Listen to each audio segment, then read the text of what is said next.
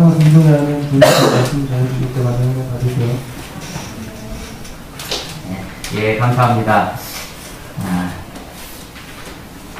원래 하나님 말씀, 특별히 성경을 읽을 때 전체적으로 앞뒤 문맥을 살펴가면서 그렇게 읽는 것이 성경 읽기에 좋은 표도라고 생각되어집니다.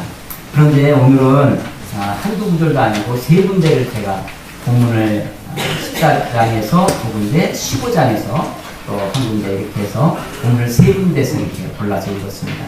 사실은 14, 15, 16장이, 요한복음 14, 15, 16장이 다락방 설교, 다락방 강화라고 되어지는 예수님의 긴 설교입니다.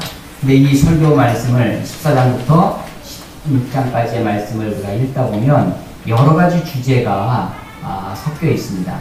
그런데 물론 이 주제들이 서로 아주 정교하게 연결되어 있죠. 근데 그것을 우리가 짧은 시간에 다 설명을 드리기가 조금 어려움을 제가 갖고 있어요. 그래서 이걸 좀 나눠서 설명을 해야겠다, 이렇게 말씀드려야 되겠다라고 생각을 이제 하고 있습니다. 그래서 오늘은 특별히 14장 5절 말씀, 15절 말씀, 그 다음에 21절에서 24절, 여러분 함께 읽으시면서 벌써 느끼셨겠지만, 내용이 반복되어지고 있구나, 같은 말씀을 지금 또 하고 계시는구나 라고 하는 것을 이제 알게 될 것입니다. 요즘은 이제 문화 코드 중에 하나가 복고라는 게 있는 거 아니에요? 특별히 요즘 아주 젊은 이들 사이에 벌써 얼굴이 아주 응답하라 1994 때문에 보통 그런 모양인데, 끝날 때까지는 다 끝난 게 아니니까 끝까지 가야 되겠죠? 끝날 때까지 다 끝난 것이 아니다. 이것도 아마 처음 들어오시는 분, 웃는 분들은 벌써 그 드라마 대사라는 것을 이미 알고 있는 거거든요. 미국 양키스에 거기 야구선수 한 명 나오는데, 그 야구선수가 한 말이죠. 드라마에서 자기가 멘토로 삼는 야구선수가 누구냐 했더니 그 얘기를 하면서 하는 얘기입니다. 끝날 때까지는 다 끝난 것이 아니다.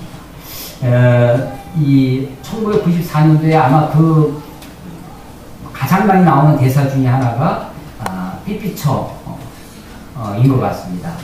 삐삐를 모르는 세대도 많이 있을 거예요. 우리는 지금 단 몇 분을 기다리기도 조급한 조급증에 시달리고 있고, 즉시성이라고 하는 소위 카톡과 핸드폰 그 자리에서 있죠. 핸드폰이 나오기 전에 이 일방적으로 걸기만 하고 받을 수는 없는 그런 폰이 나온 적이 있습니다. 그게 아주 세대가 짧았고요. 그 전화를 걸려면 공중전화 박스 근처에 가서 무선기 앞에 가야만 전화를 거는 것도 그렇게 건 적이 있었습니다. 그 앞 세대가 삐삐 세대인데 전부 다 허리춤에다가 삐삐를 차고 다니고, 처음에는 단순히 숫자만, 전화번호만 입력하다가 조금 지나니까 거기에 음성을 남겨놓기 시작했습니다. 사람이 거기다 메시지 남겨놓고 삐삐가 오면 가서 또 전화를 돌려서 자기 삐삐에 들어온 음성을 확인하는 거죠. 보내놓고 내 음성을 들었는지 안 들었는지 그 기다리는 마음, 또 그것을 내가 얼굴과 얼굴을 맞대놓고 이야기하는 것이 아니라 그 쑥스럽기도 하고 고백하지는 못하고 하는데, 삐삐에다가 음성으로 녹음을 해놓으니까 훨씬 더 고백하기도 쉬워지죠. 그래서 가만 보니까 삐삐 세대가 훨씬 더 낭만도 있고, 아날로그와 디지털 그 사이에 삐삐가 있지 않나 생각됩니다.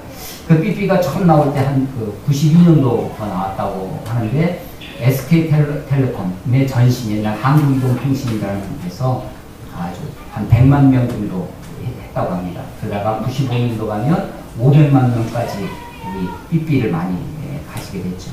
그러던 것이 지금은 전 국민 핸드폰, 스마트폰 시대로 바뀌어가서 그래봐야 20년밖에 안 되는데, 세월의 변화, 이런 것들이 아주 너무나 우리 한 세대 안에도 우리 지금 이 땅에 살고 있는 분들 가운데는 이제 70년대, 80년대 이런 분들은 6.25 전쟁 이전에 일제시대에 사셨던 분이거든요.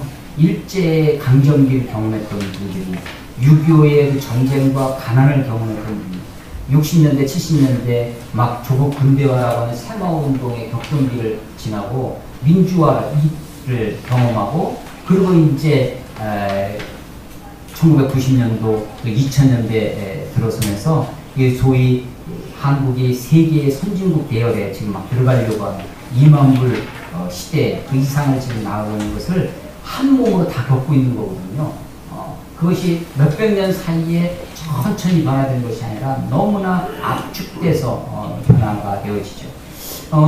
이 공자가 한 말 중에 온고지신, 온고이지신이라는 옛 것을 새롭게 해서 새 것을 안다라고 하는 온고지신이라는 말이 있습니다. 그게 왜 온고지신이? 온자는 따뜻한 온자거든요. 옛 것을 따뜻하게 해서 그 따뜻한 온자를 쓰는 겁니다. 옛 것을. 그래서 옛날 오편에는 따뜻한 온자라고 쓰여있던 것이 최근에는 그것을 이제 사람들이 쉽게 이해하기 위해서 익힐 온이라고 그렇게 한자 사전에 나오더라고요. 우리 어렸을 때 배웠을 때는 그냥 따뜻한 온으로만 배웠던 것이 지금은 익힐 온으로 그렇게 나옵니다. 훨씬 그러니까 이해가 하기가 쉬워요. 음식도 날 것은 못 먹죠. 그런데 익히면 먹기가 좋잖아요. 그래서 따뜻하게 익혔을 때, 그 익힐 온자입니다. 옛 것을 익혀야 돼요. 그러니까 숙성되지 않으니까 맛이 없죠. 옛날 것을 그냥 내버려 두면 센 것이 되는데 그것을 익혀야 됩니다. 잘 따뜻하게 데펴서 열을 가해야 되죠. 근데 그 열을 가하는 도구가 뭐냐면, 그게 우리의 추억이고 기억이고 또 그 속에 아주 중요한 것이 있는데 그게 사랑이라고 하는 것이죠. 남녀 간의 사랑, 쓰레기와 정우와 정우인가요? 도대체 누구에게 시집할 것인가 라는 것이 지금 초미의 관심이라고 하는데 사랑만큼 오래된 개념도 없습니다. 사랑만큼 고대고 동서를 막론하고 옛날이나 지금이나 사랑만큼 우리들 많은 사람들의 가슴을 뛰게 하는 단어도 없죠. 예수님도 이 오늘 본문의 아주 중요한 개념 중에 하나가 사랑입니다. 근데 이 사랑이 우리가 생각하는 그런 낭만적인 사랑, 그런 에로틱한 사랑이 아니라 하나님과 우리와의 아주 아가페의 사랑입니다. 이 사랑은 내가 누구를 차지하고 누구를 내가 내 것으로 삼는 그런 것이 아니라 정말로 내가 사랑하는 그 대상을 자유롭게 합니다. 그리고 내가 사랑하는 그 사람을 정말로 기쁘게 해주는 그런 사랑이라는 것입니다. 물론 제가 오늘 본문을 이게 세 군데의 본문을 단체해서 이렇게 본문에 뽑았는데, 그래서 절과 절이 떨어지는 데를 간격을 두고 있습니다. 기도해 보시면 간격을 두긴 했지만 15절 한 절 말씀 한번 봐보십시오. 이게 전체의 주제로 같습니다. 오늘 너희가 나를 사랑하면 나의 계명을 지키라. 다 같이 한번 해볼까요? 시작. 너희가 나를 사랑하면 나의 계명을 지키라. 예, 이것을 요약하면 사랑하면 지키리라 라는 거죠. 사랑하면 지키리라. 예, 지키는 것, 이것이 물론 지키다라는 뜻이 준수, 법을 지키다 할 때 법을 준수하다 라는 것도 있지만 나의 계명을 지키라. 그러니까 어디에 무엇을 지키냐면 예수님의 계명을 지키는 것입니다. 예수님의 계명을 따라가는 것입니다. 그래서 제가 설교 제목을 사랑과 처음에는 준수 이렇게 하다가 우리가 법을 준수하는 그런 개념이 아니라 사랑으로 그 명령에 내가 자발적으로 따라간다는 의미에서 사랑과 순종 이렇게 제목을 정했습니다. 너희가 나를 사랑하면 나의 계명을 지키라. 이 계명을 지키는 것이 내가 법을 안 지키면 나에게 불이익이 오기 때문에 법을 안 지키면 내가 손해가 되기 때문에 내가 억지로 하는 그런 지킴이 아닙니다. 그런 준수가 아니라 내가 주님을 사랑하기 때문에 자발적으로 기쁨으로 그렇게 그 계명을 지키는 것입니다. 나의 계명 예수님의 계명은 예수님 어떤 계명은 어디서 오는 거냐면 예수님으로부터 오는 거죠. 예수님의 성품에서 오는 것입니다. 예수님의 계명은 예수님의 말씀입니다. 예수님의 뜻입니다. 이것이 법률적으로 헌법 제1조 뭐 이런 식으로 우리들에게 계명을 주시는 것이 아니라 예수님의 뜻, 예수님의 성품, 예수님이 우리에게 하시는 말씀 그 자체가 주님이 나에게 무슨 말씀하시면 그것은 곧 나에게 법이고 계명입니다.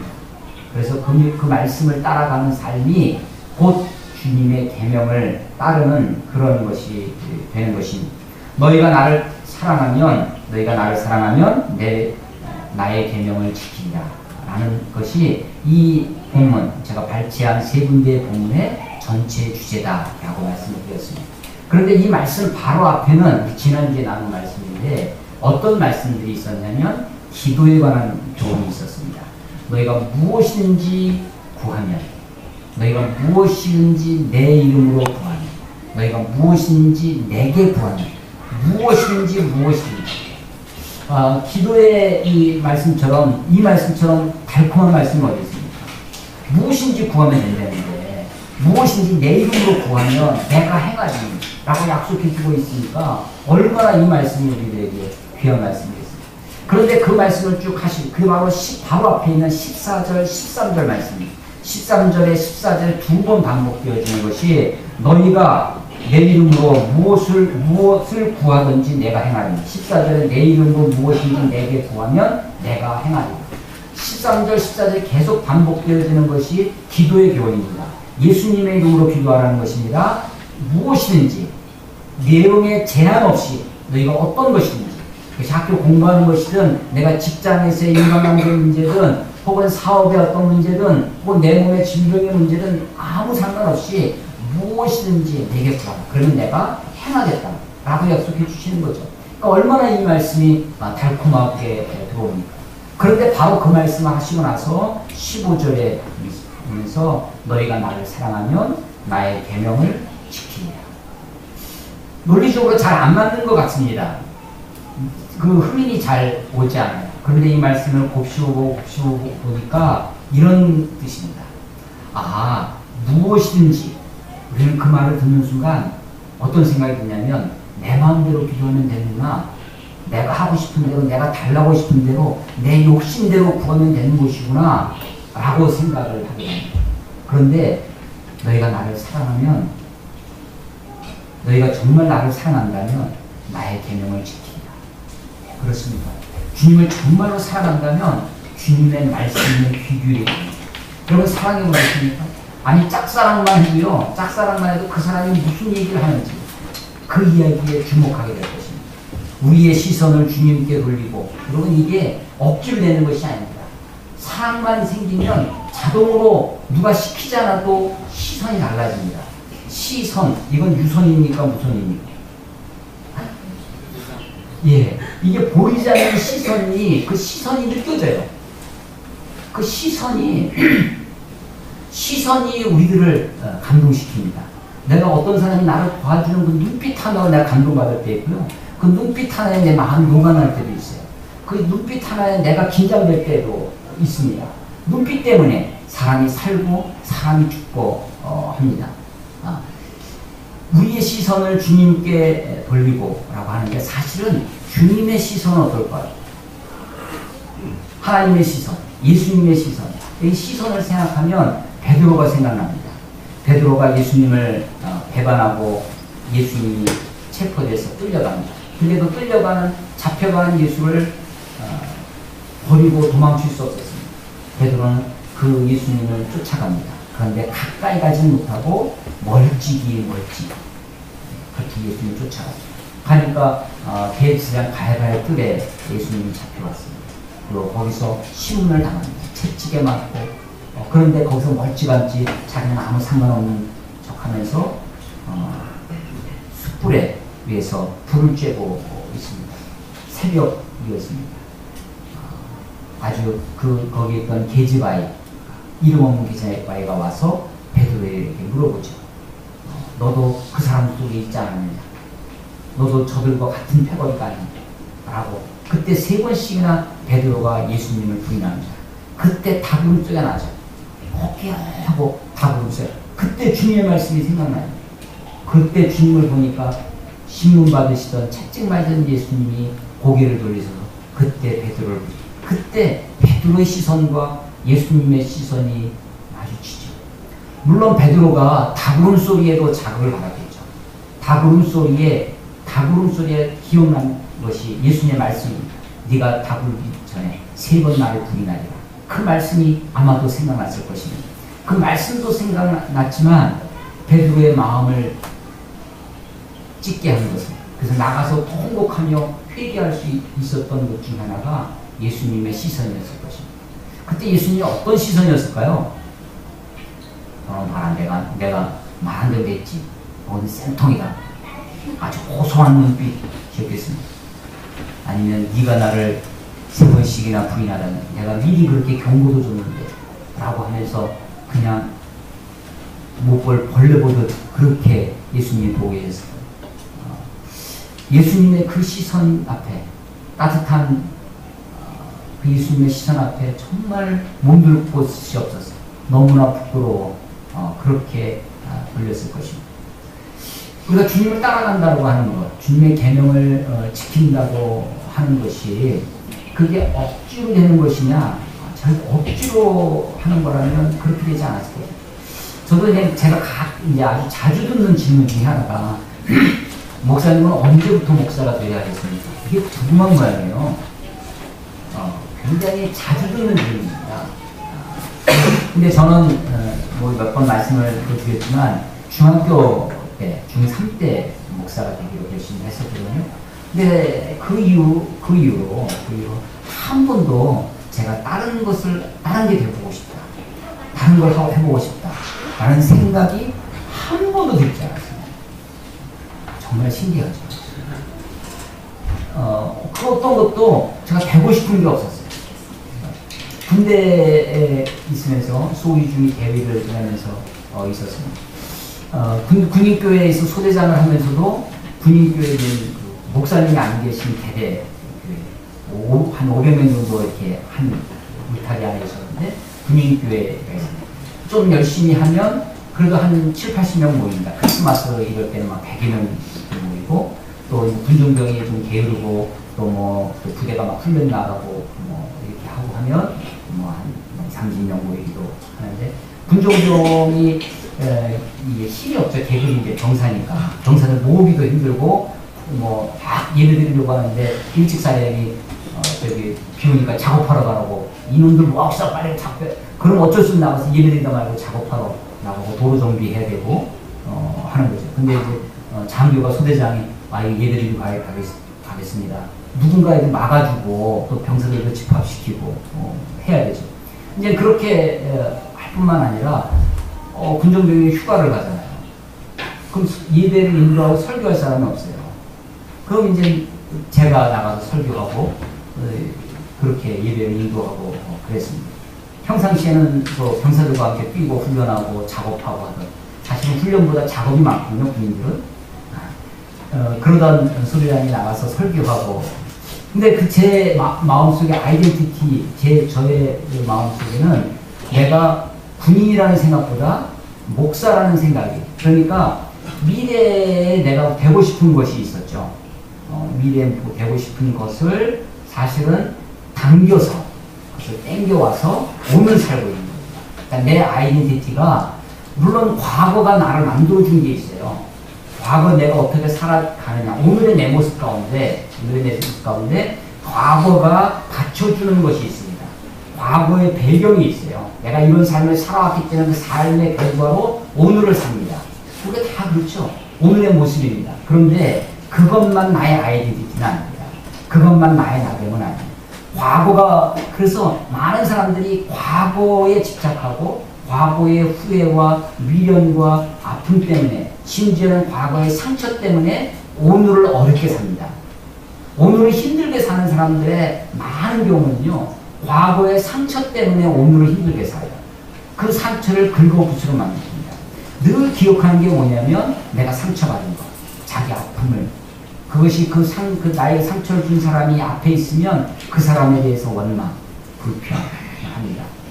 그러면서 그 오늘을 망가뜨려 삽니다.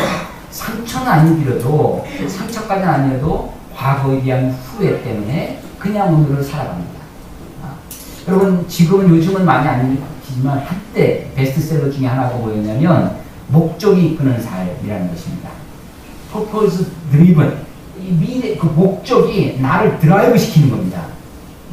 내 삶을 오늘을 내 삶의 드라이브를 걸어주고 내 삶을 이렇게 역동적으로 만들어주는 것이 과거가 아니라 내가 과거에 쌓아온 것 때문에 오늘을 살아가는 것이 아니라 미래가 나를 끌어주는 삶이 있죠. 그러니까 내가 소대장으로 있어도 소대장으로 살아가는 것이 아니라 그 미래에 그것을 당겨서 내가 마치 목사처럼 사는 거죠. 그게 이제 목적이 이끄는 삶이라고 저는 생각을 합니다. 여러분 그게 누가 시켜서 되는 것이 아닙니다. 누가 시켜서 되면요, 이게 군대에서 생활이 아무리 저게 힘든 것 중에 하나가 다 이렇게 시켜서 하는 거거든요. 명령을 하는 거. 근데 이 자발적인 것만큼 역동적이고 창조적인 기쁨이 나오는 것이 없습니다. 억지로라고 하면 이제 얼뜻 떠오르는 사람이 구레네 시몬이라는 사람입니다. 혹시 이름 아시나요? 구레네 사람 시몬. 예수님이 십자가를 지고 가는데 그 십자가의 길, 그것을 우리가 고난의 길, 슬픔의 길, 그래서 비아 돌로로사가 슬픔이라는 건데 비아 돌로로사, 슬픔의 길, 고난의 길.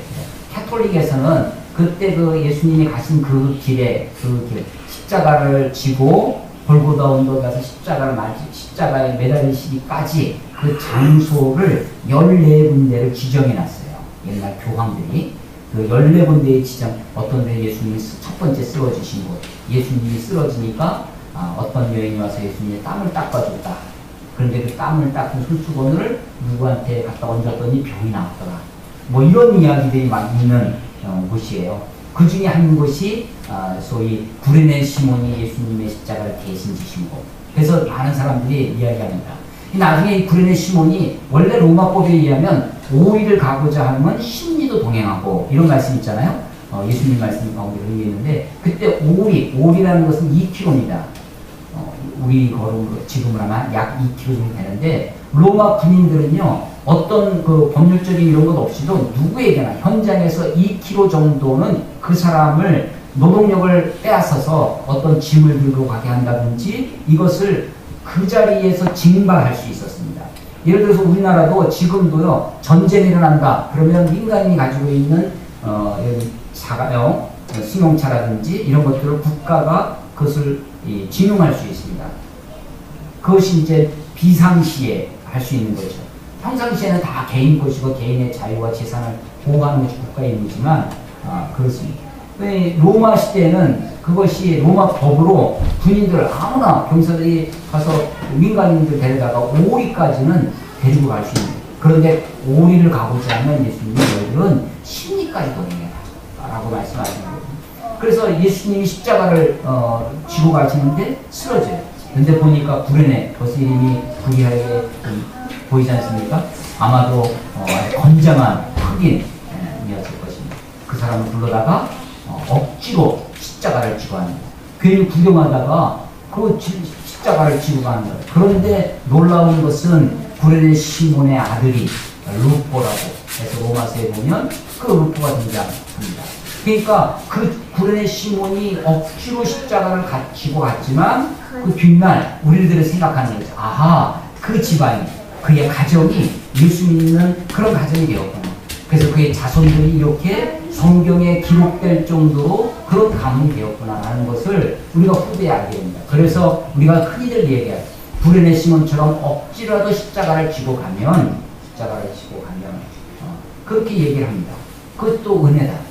그것도 하나님이 우리들이 하나님께 더 가까이 가는 좋은 방법이 될 것이다 라고 우리가 교훈을 받습니다. 구레네 시몬을 얘기하면서. 물론 그렇습니다. 억지로라도 십자가를 지고 가는 거죠. 그때 하나님이 그를 만져주시고 그에게 은혜를 주시고 그의 생각과 마음을 변화시켜 줄 수도 있을 것입니다. 그런데 그것은 그렇게 억지로 지고 가는 것은 하나님의 기본적인 방법은 아닙니다. 하나님이요 세상을 만드셨습니다. 천지를 지으셨어요. 이 자연을 만드셨어요. 자연이라는 게 뭡니까? 자연이야말로 자연스러운 거거든요. 물이 흐르는 것처럼 기적을 여러분 바라십니까? 기적이 무엇이에요? 자연의 순리를 어긋나게 하는 것이 기적이죠. 물이 떨어지는데 갑자기 물이 올라간다든지 물 위를 걷는다. 이건 자연의 원리에 어긋나는 거죠. 그런데 우리는 그 기적의 감동을 받습니다. 그 기적을 소망하고 기적이 일어나기를. 그런데 사실은 기적이 중요한 것이 아니라 자연이 자연스럽게 되어지는 것이 이게 하나님의 은혜고 그게 하나님의 법칙이고 그렇습니다. 억지로 십자가를 지는 것, 누가 시켜서 그 억지로라도 무엇을 할 수 있다면 해낼 수 있다면 은혜일 수 있겠지만 그것은 하나님의 원래 의도는 아니다 라고 생각합니다.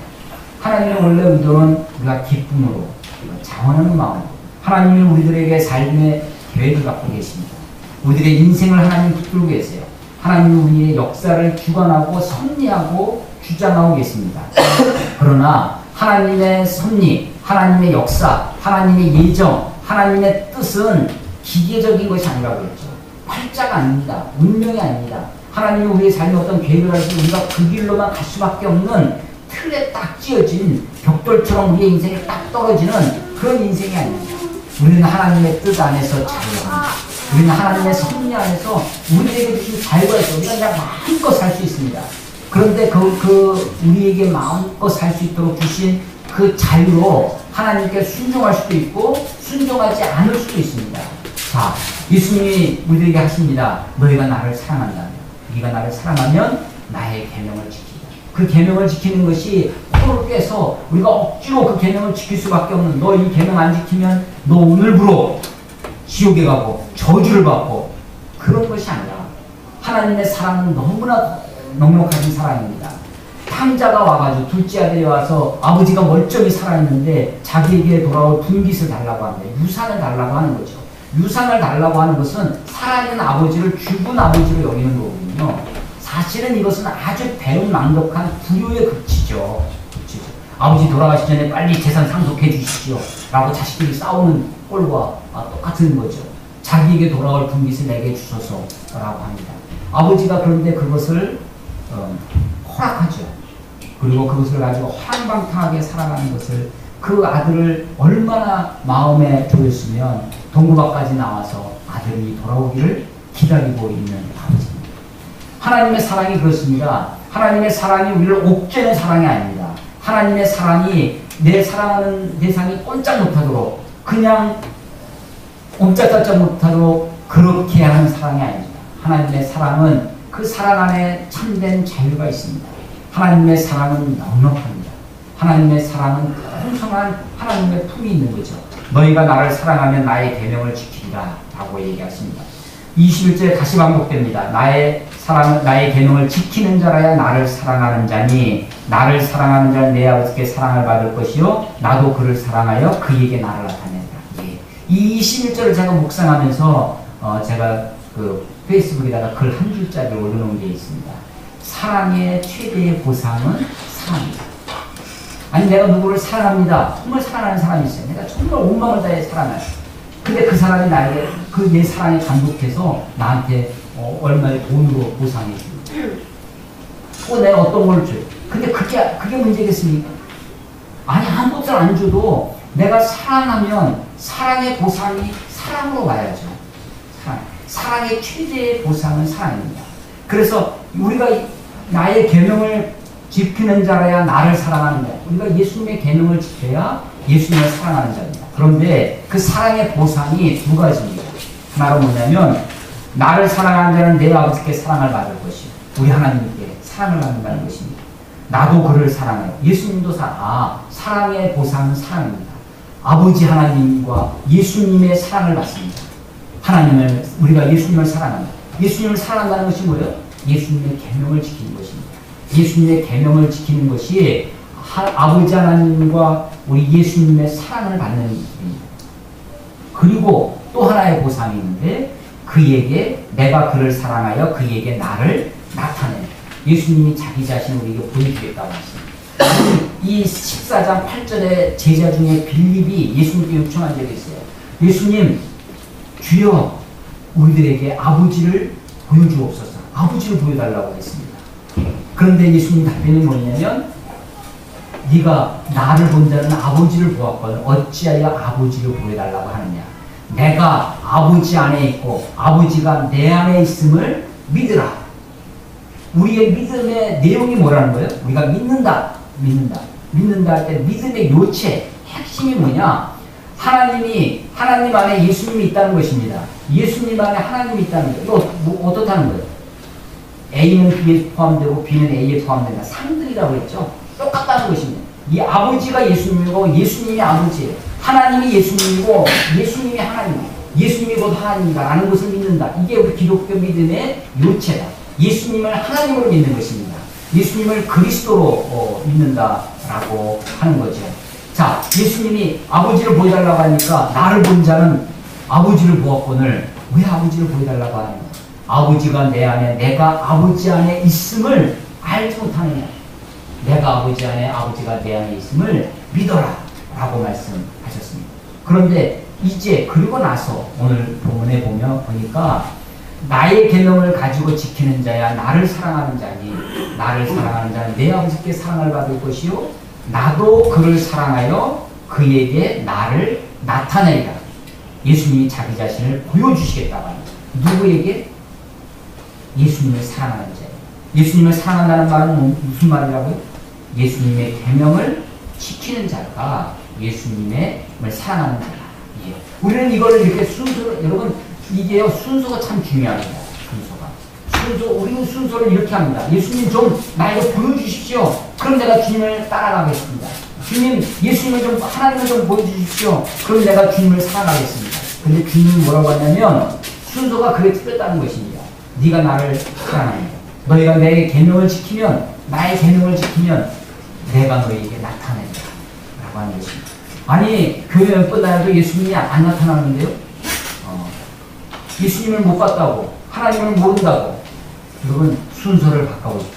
아까도 제가 기도하면서도 말씀드렸지만 먼저 그의 나라와 그의 의를 구하라. 그리하면 이 모든 것을 너희에게 더하시리. 주님은 우리가 무엇을 먹을까, 무엇을 마실까, 무엇을 입을까라고 하는 일상적인 필요를 모르시는 분이 아닙니다. 그 필요를 아시는 분이에요. 그럼에도 불구하고 주님이 그것을 주시겠다고 약속하심에도 불구하고 그것을 먼저 구하라가 아니라 무엇을 먹을까, 무엇을 입을까, 무엇을 마실까, 그거 염려하지 말고 먼저 그의 나라와 그의 일을 구하라. 그리하면 이 모든 것을 너희에게 더하시리라 라고. 순서가 중요합니다. 하나님은 질서의 하나님이시죠. 자, 너희가 나의 계명을 가지고 지키는 자라야 나를 사랑하는 자는, 나를 사랑하는 자는 내 아버지께 사랑을 받을 것이요 나도, 예수님도 너희들을 사랑해서 너희에게 나를 나타내리라. 주님들에게 자기 자신을 보여주시겠다고, 나타내 보여주시겠다고 그렇게 약속해주고 있는 것입니다. 사랑의 보상입니다. 사랑의 보상은 사랑입니다. 사랑 아닌 것으로, 다른 어떤 것으로 그 사랑의 보상을 하려고 하는 것만큼 어리석은 것이 없을 것입니다. 주님이 우리에게 사랑을 약속해 주고 있어요. 나도 너를 사랑하겠다. 나도 너희를 사랑하겠다. 그리고 너희에게 나를 나타내 주겠다라고 말씀하십니다. 그리고 나서 22절에 보니까 또 한 사람이 질문을 합니다. 이번에는 가룟인 아닌 유다. 유다가 여러 명 있으니까 이렇게 하는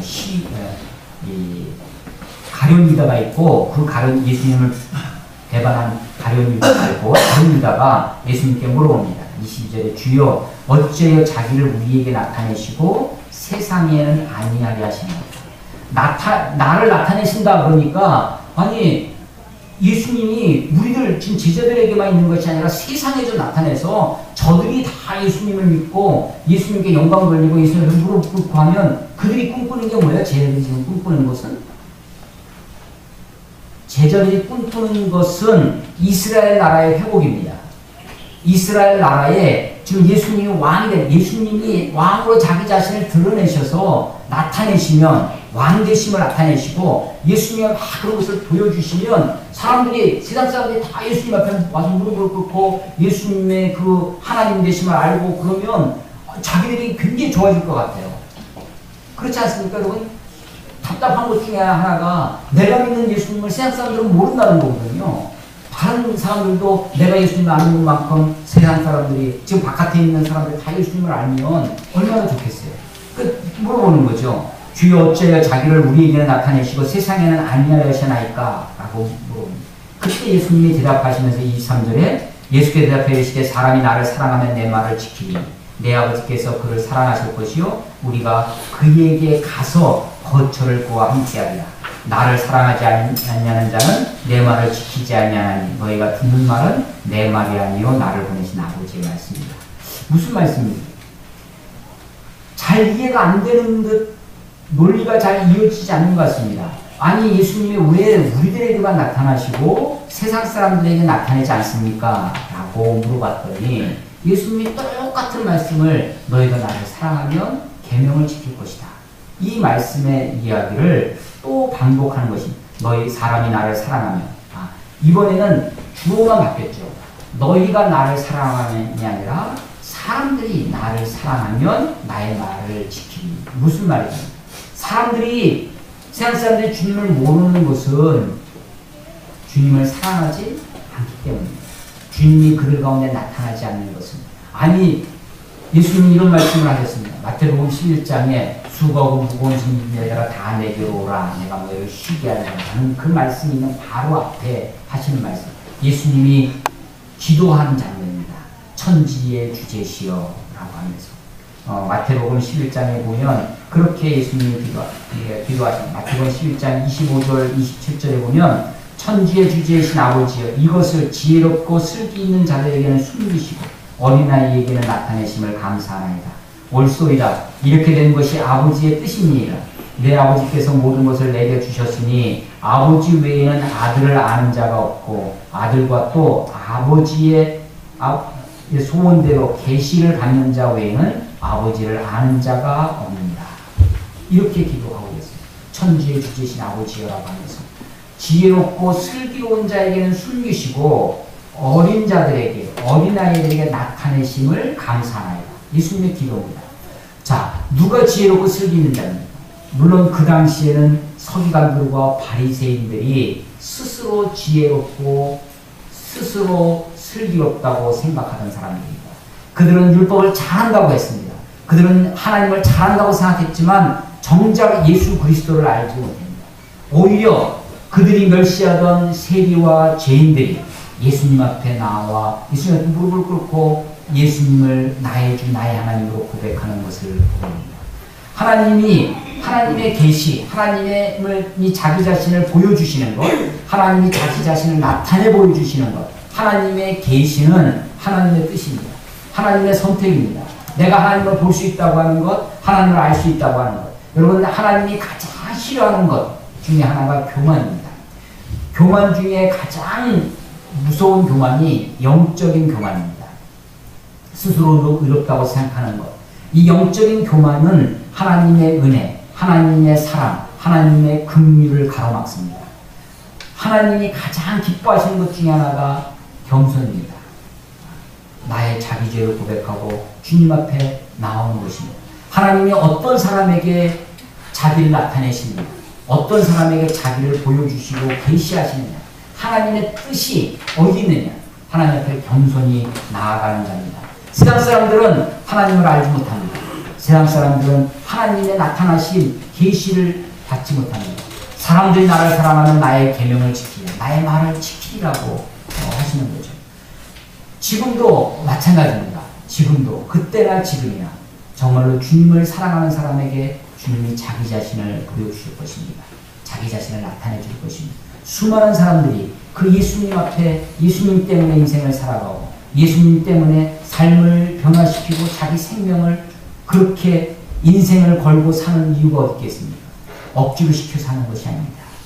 언젠가 어느 순간에 주님이 내게 나타나셔서 내게 말씀하시고 나를 만져주시고 나와 만났던 그 경험 때문에 그 체험 때문에 나아가는 것이죠. 주님을 사랑하는 자 나의 계명을 지킬 것이다 라고 말씀하시는 이 말씀이 지금도 동일하게 드러나는 것입니다. 자, 그리고 나서 15장으로 좀 건너뛰어서 말씀을 전하겠습니다. 15장 9절에 보면 아버지께서 나를 사랑하신 것 같이 나도 너희를 사랑하였으니 나의 사랑 안에 거하라. 내가 아버지의 계명을 지켜 그의 사랑 안에 거하는 것 같이 너희도 내 계명을 지키면 내 사랑 안에 거하리라. 내가 이것을 너희에게 이루면 내 기쁨이 너희 안에 있어 너희 기쁨을 충만하게 하리라. 자, 똑같은 말씀을 반복하는데 11절에 가니까 내가 이것을 너희에게 이루면, 내가 너희에게 이것을 말하는 이유는 내 기쁨이, 예수님의 기쁨이 너희 안에 있어 너희 기쁨이 충만하게 하리라. 여러분은 뭐 때문에 기쁘십니까? A 플러스 학점이 기쁘십니까? 아니면 여자친구가 생겼을 때, 남자친구가 생겼을 때 기쁘십니까? 어떨 때 기쁘십니까? 갑자기 생각지 않던 보너스가 생겼을 때, 승진이 되었을 때, 어떨 때 기쁘십니까? 우리들이 기쁜 이유가 있죠. 우리들의 기쁨이 있습니다. 사람들의 기쁨이 있어요. 그런데 여러분, 그 사람의 기쁨은 우리를 충만하게 해주지 못합니다. 승진을 해도요, 잠깐 기쁩니다. 한 달 지나면 이제 그 기쁨은 이제 감소됩니다. 새 집을 사도 그렇습니다. 처음에는 기쁘지만 이제 한 달, 두 달, 1년, 2년 살다 보면 익숙해집니다. 편안해지고 그것이 더 이상 그것이 기쁘지 않죠. 또 다른 것. 여러분, 우리의 기쁨은 한시적입니다. 우리의 기쁨은 일시적이에요. 그런데 예수님의 기쁨이 있습니다. 나의 기쁨, 내 기쁨을 너희 안에. 예수님은 뭘 기뻐하셨을까요? 예수님 제자들도요, 기쁜 적이 있습니다. 전도를 하고 와서 예수님한테 보고를 합니다. 우리가 예수님의 이름으로 얘기했더니 귀신들도 벌벌 떠는 일이 생겼습니다. 기적이 일어나고 막 그런 이적이 일어나는 것이 기뻤습니다. 그래서 이렇게 말씀드렸더니 예수님이 하시는 말씀이, 그래, 나도 사탄이 떨어지는 것을 보았다 라고 말씀했어요. 그러나 너희가 그것으로 기뻐하지 말고 너희 이름이 천국에 기록된 것으로 기뻐해라 라고 하시는 거죠. 예수님의 기쁨이 어떤 기쁨이냐? 누가복음 15장에는 예수님의 하나님의 기쁨이 묘사되어 있습니다. 거기 세 가지 하나님의 기쁨이 있는데 세 가지가 다 이런 겁니다. 양을 치는 사람이 있습니다. 목자가 100마리 양이 있었습니다. 그런데 한 마리를 잃어버렸어요. 양 99마리를 무리에 맡기고 그 한 마리를 찾아서 벌판을 들판을 헤매다가 한 마리를 찾습니다. 그 한 마리를 찾은 것 때문에 잔치를 뱉습니다. 어쩌면 잔치값이 그 한 마리 양값보다 더 나오는지도 몰라요. 그런데도 잔치를 배설하고 잃어버린 양을 찾은 기쁨. 그래서 그 한 마리 양을 찾은 것 때문에 목자가 기뻐한다는 것입니다. 두 번째 비유가 뭐냐면 잃어버린 동전, 드라크마를 찾은 것입니다. 10드라크마가 있었습니다. 그 중에 하나를 잃어버렸는데 온 집안을 다 쓸고서 그 잃어버린 것을 찾습니다. 그래서 너무나 기뻐서 친구들을 초청해다 잔치를 베푼다는 것입니다. 세 번째 비유가 있습니다. 아들 둘이 있는데 한 아들이 아버지의 분깃을 가지고 황방탕에서 잃어버렸습니다. 아들. 그 잃어버린 아들이 돌아옵니다. 돌아오는 탕자. 첫 번째 양은 어떻게 다 잃어버렸죠?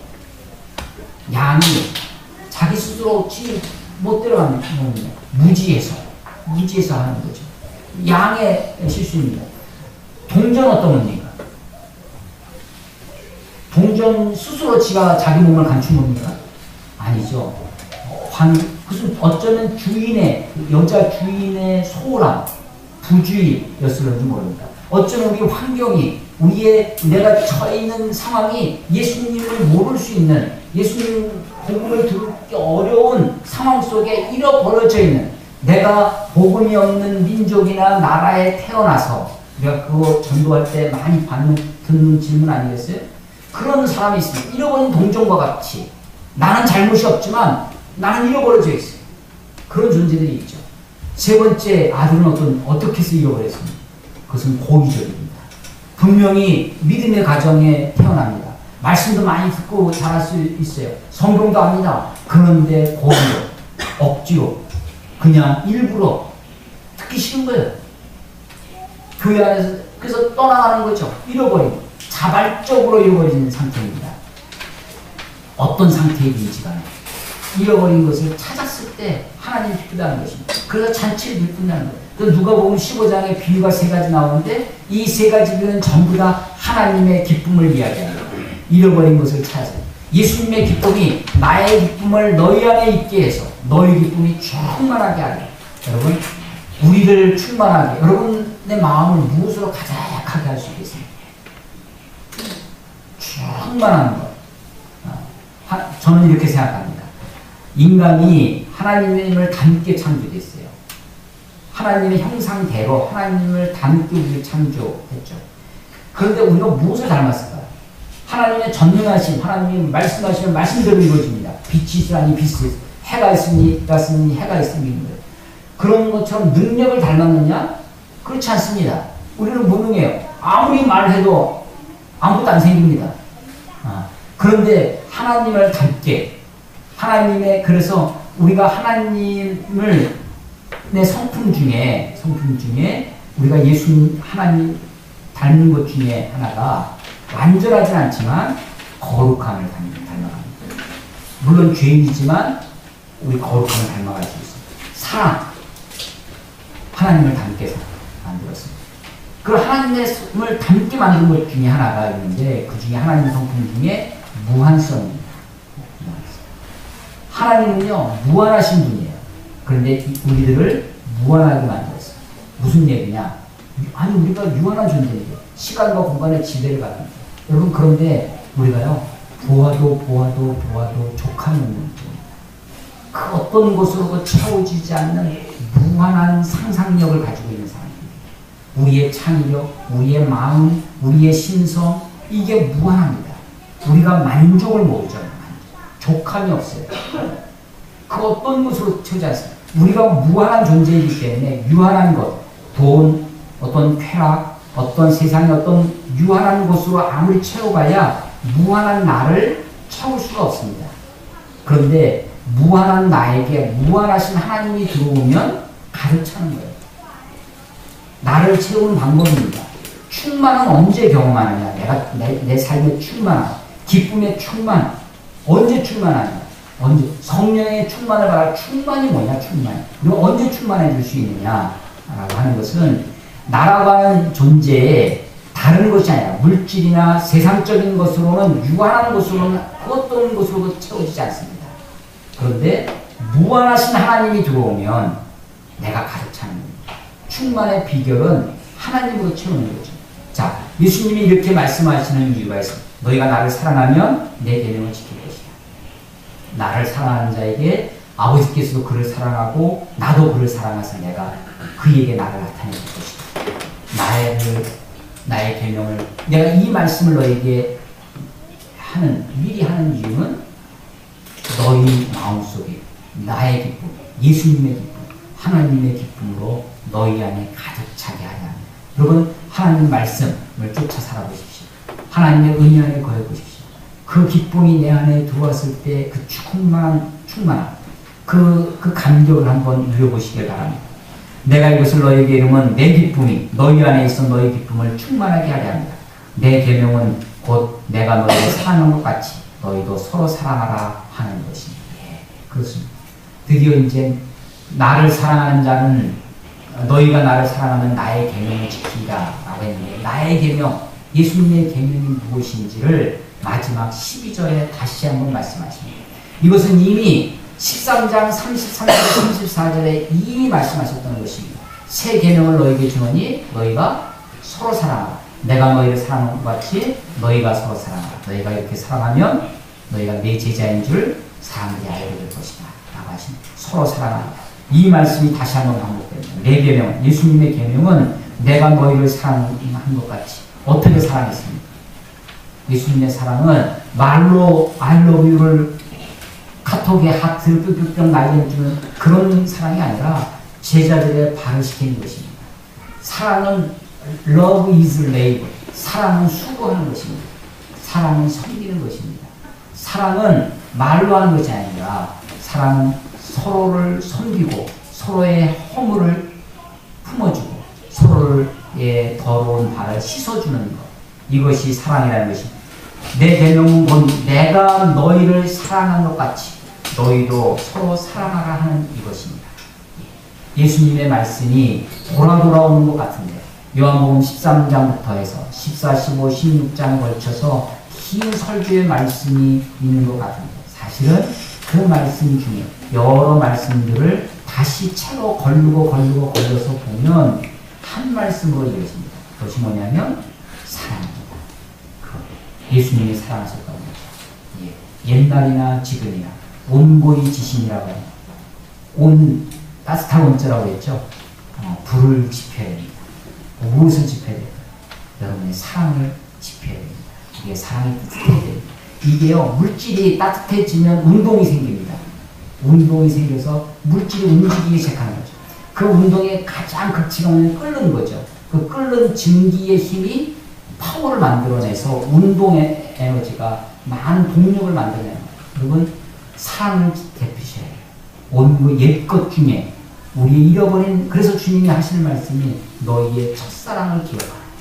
첫사랑, 하나님과의 사랑. 내가 처음 주님을 만났을 때의 그 감동, 내가 처음 주님 만났을 때의 그 기쁨, 그것을 회복하고 그것이 대표지고 그것이 새로워질 때, 그 사랑이 우리 속에서 역사하고 사랑이 우리 속에서 일하기 시작할 때 내가 얼마나 감격적으로 살아갈 수 있는지, 얼마나 기쁨 가운데 살아갈 수 있는지를 경험하게 됩니다. 자, 오늘 본문을 평상시와 다르게 세 군데의 말씀을 이렇게 뽑았습니다. 나의 계명을 가지고 지키는 자라야 나를 사랑하는 자라. 나를 사랑하면 너희가 내 계명을 지킬 것이다. 그것은 억지로 하는 것이 아니다. 그것은 참된 기쁨으로 하는 것이다. 자의적 순종, 자발적 순종이 네 가운데 있습니다. 주님은 이렇게 사랑하는 자에게 반드시 보상해 주시겠다고 약속했습니다. 하나님의 사랑을 받을 것입니다. 예수님의 사랑을 받을 것입니다. 허접 쓰레기 같은 세상의 사랑이 아니라 어떤 물질의 보상을 우리에게 약속해 주시는 것입니다. 세상에 너희가 성공하고 출세하고 그런 것을 우리에게 약속해 주시는 것이 아니라 하나님이신 그분이, 천지를 지으신 만왕의 왕이신 그분이 내가 너희를 사랑한다. 사랑의 보상을 약속해 주는 것입니다. 그리고 주님이 내가 너에게 나를 나타내 주겠다 약속해 주고 있습니다. 이 사랑의 보상이 여러분의 삶 속에 풍성히 임하시기를 주의 이름으로 축원합니다. 기도하겠습니다.